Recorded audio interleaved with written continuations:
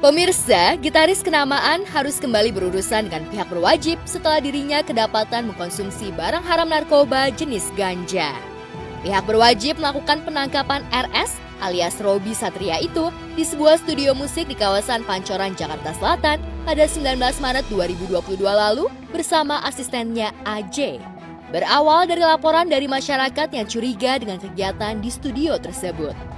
Dan benar saja, saat penggerebekan, polisi berhasil menyita barang bukti berupa paket ganja seberat 8 gram dan juga lintingan sisa pakai. Untuk pelaku dalam penyalahgunaan tindak pidana narkotika ini merupakan public figure yang seharusnya bisa memberikan contoh kepada masyarakat untuk bisa berbuat baik, bahkan untuk bisa menghindari dari bahaya narkotika, dan ini tentunya nantinya jangan sampai menjadi contoh buat masyarakat yang lain dalam pelanggaran terhadap tindak pidana ini. Jadi pelanggaran ataupun pengungkapan ini bermula dari adanya laporan masyarakat yang menginformasikan kepada kami bahwa ada informasi orang yang mencurigakan yang berada di dalam atau di kantor studio musik di daerah Pancoran, dan dari informasi tersebut kemudian tim melakukan penyelidikan dan melihat ada seseorang yang dengan gerak-gerik mencurigakan keluar masuk kamar mandi, dan kemudian dilakukan pemeriksaan dan penggeledahan dari tangan yang bersangkutan, kemudian ditemukan barang bukti berupa ganja. Dari barang bukti yang kita temukan, maka penyidik menemukan adanya barang bukti berupa yang pertama ganja dalam paket sebesar atau seberat 8 gram. Kemudian ada juga bekas ganja yang sudah dilinting, yang sudah dihisap. Dari perbuatan yang dilakukan oleh tersangka ini, kemudian penyidik menetapkan kedua orang ini sebagai tersangka dengan persangkaan pasal terhadap saudara AJ pasal 114 ayat 1 subsidiar 111 ayat 1 subsidiar 127 Undang-Undang Nomor 35 Tahun 2009 tentang narkotika dengan ancaman hukuman paling singkat 5 tahun dan paling lama 20 tahun. Sehingga kami kemudian melakukan pengembangan dan kemudian melakukan penangkapan terhadap saudara RS yang juga berada tidak jauh atau masih di dalam lingkungan studio tersebut.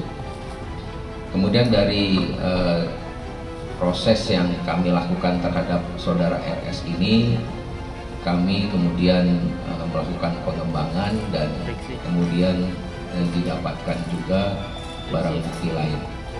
Jadi apa yang dilakukan oleh RS ini adalah selama ini melakukan pemesanan narkotika melalui asistennya atas nama AJ tersebut. Jika digabung dengan yang sudah-sudah, 3 kali Robby harus berurusan dengan pihak berwajib dengan kasus yang sama, yakni penyalahgunaan narkoba jenis ganja. Tahun 2013 dan 2015, gitaris band Geisha itu diamankan pihak kepolisian. Karena ini bukan kali pertama, polisi akan terus melakukan pendalaman adanya dugaan dengan kasus sebelumnya. Ini semua kan masih berproses, kita masih mendalami baik terhadap yang bersangkutan atau tempat lain yang berkemungkinan.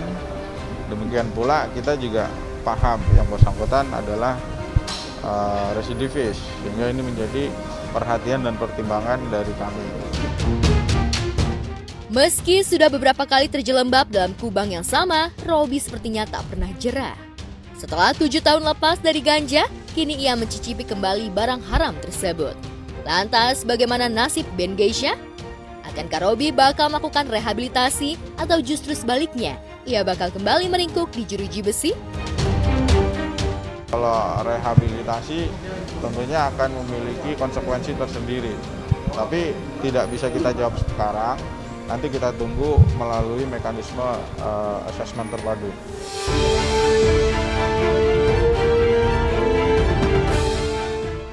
Sempat terpisah, Kartika Putri mendadak sambangi Bareskrim Polri. Kedatangan wanita yang karib disapa Karput itu terkait undangan dari Richard Lee yang meminta melakukan gelar perkara khusus ke Bareskrim Polri. Undangan untuk gelar khusus yang diajukan oleh saudara RL, ya kita melihat nanti apa yang akan disampaikan, apa mungkin yang dibahas dan diskusikan. Ya ini gelar khusus Bu, ya gelar khusus terkait dengan adanya pengaduan dari RL. Pemeriksaan hari ini seperti apa Bang? Enggak ada pemeriksaan sih, saya cuma nagihin untuk keadilan untuk saya aja. Keadilan seperti apa nih Bang? Keadilan yang diminta seperti apa Bang? Ya kan saya cuma dokter biasa yang mau edukasi masyarakat, masa sampai seperti ini kan. Jadi saya nagihin untuk keadilan untuk saya aja.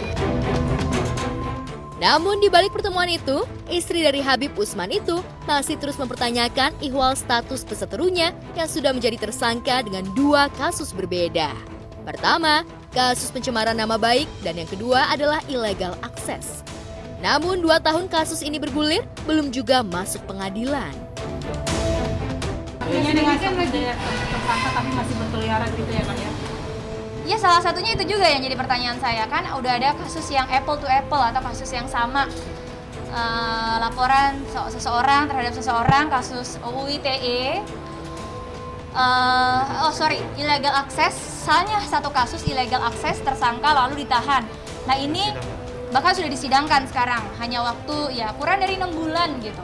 Saya udah setahun lebih, dia udah jadi 2 tersangka dan kasus illegal aksesnya itu laporan pihak kepolisian atau LP strip A. Jadi buat saya kenapa nggak ditangkap gitu. Itu aja sih, karena kan di kasus saya juga udah tersangka. Pihak saya tidak menuntut apapun, hanya menuntut permintaan maaf. Karena apa yang beliau ucapkan tidak memiliki bukti-bukti dan fakta yang benar. Hanya itu kok, saya tidak pernah mau ini sampai hari ini gitu. Cuman pada saat kita lihat ya, menjadi penilaian saya juga secara pribadi, pada saat sudah menjadi tersangka, Pengen kasih edukasi masyarakat, pengen ya dunia kosmetik Indonesia jadi lebih baik, nggak taunya tiba-tiba jadi seperti ini. Nggak ada niatan dalam hati saya. Jadi saya cuma mencari keadilan dengan pengacara saya. Dan saya akan buka semuanya dengan kalian, tapi ada waktunya dan nggak sekarang. Jika dilihat, keduanya sama-sama kekeh jika apa yang mereka lakukan adalah benar. Richard menganggap jika apa yang ia sampaikan untuk mengedukasi halayak soal kosmetik, namun Karput menilai jika edukasi yang dilakukan Richard justru menciderai dirinya hingga ia harus mendapatkan bulian dari warganet. kenapa saya lanjut, karena memang tidak ada permintaan etikat baik dari pihak tersangka. Dan yang kedua, kenapa saya menegakkan ini, karena saya juga ingin mengedukasi juga untuk siapapun pengguna media sosial, gunakanlah media sosial dengan bijaksana, dengan jujur, dan bukti fakta yang nyata, sehingga kalau dilaporkan bisa mempertanggungjawabkan.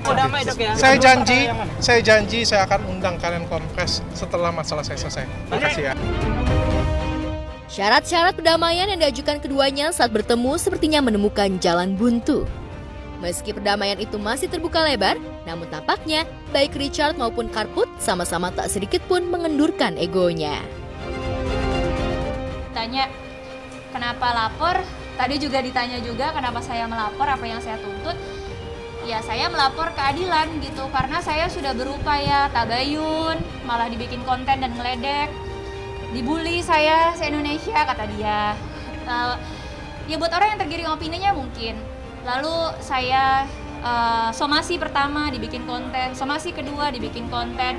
Lalu saya laporkan ke polisi, dapat surat panggilan, dibikin konten. Dibilang saya cari uang damai. Lalu juga menantang, oh silakan, saya nggak takut, laporkan gitu. Lu jual gue beli katanya gitu. Jadi buat saya sudah tidak tahu bagaimana cara lagi untuk membuat orang ini tidak melakukan hal-hal yang melanggar hukum. Ya termasuk ke pribadi saya. Itu aja sih makanya.